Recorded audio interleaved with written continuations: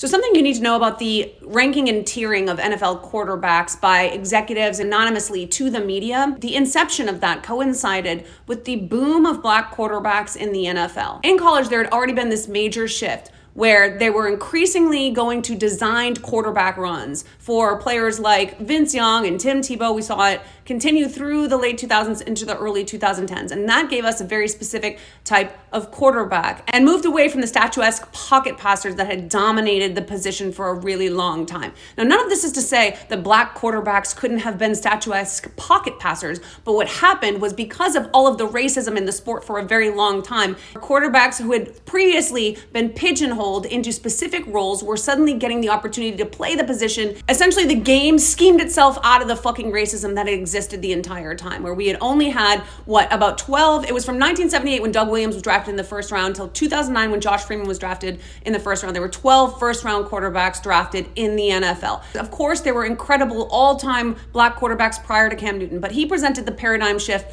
that sort of caused this wave.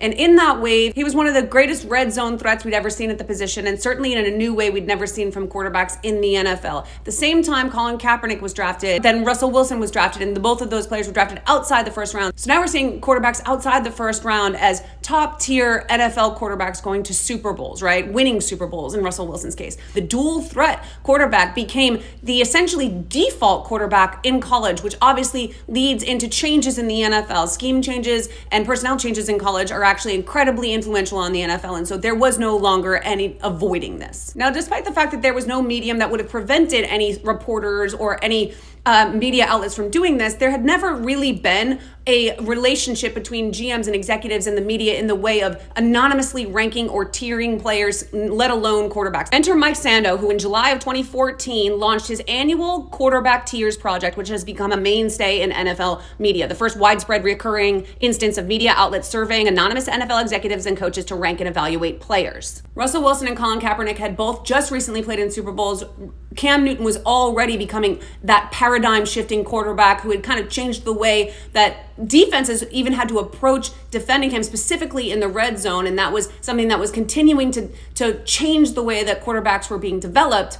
And suddenly we're seeing the anonymous ranking of these players by NFL executives and GMs for the first time ever, because they know that there's no going backwards. They can no longer excuse drafting players who cannot play in the systems that are now running and working in the NFL. The quarterbacks of old are essentially going to be extinct very soon. They can see the writing on the wall. Lots of great analytics dudes can tell that that's happening. And so what do? They seize control of the narrative. They seize control of the way these quarterbacks are talked about, discussed, and they even seize it from the media. The executives have the opportunity to say, hold on, wait a second though. What about Joe Burrow? Hold on, wait, what about Justin Herbert? Because here's the thing, Josh Allen is the exact kind of quarterback that fits into this new dual threat system, right? They've got their white Cam Newton, and now their white Cam Newton has supplanted somehow, leapfrogged Patrick Mahomes. Now, did he leapfrog Patrick Mahomes by having the greatest season we've ever seen on the way to the greatest Super Bowl run we've ever seen? No. He lost in the divisional round with 4 turnovers. He did not have an MVP season. He had a good season,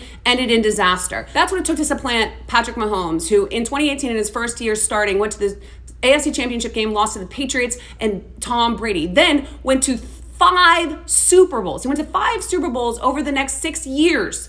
Lost 2 of them, one of them, again, to Tom Brady. 3 rings, MVPs, Super Bowl MVPs. Has a down year with some injuries, and that's all it took for him to drop down, because all they were doing was waiting, biding their time, and then until they could believably, in any way, shape, or form, sell you on the propaganda that Josh Allen's actually the face of the NFL. Because what they are not going to do is at any point in time concede that white quarterbacks are no longer the face of the position. They will not do that. They may not be able to hand Joe Burrow MVPs. They may not be able to force Justin Herbert to win a playoff game. But what they can do is make sure that those players are discussed in a completely different way than their counterparts who are outperforming them. When Cam Newton came on the scene and they saw the writing on the wall, they started seizing the means of dialogue and narrative, right? They started seizing the opportunity to make sure that a white quarterback stayed the face of the NFL as often as they possibly could. That was always the plan.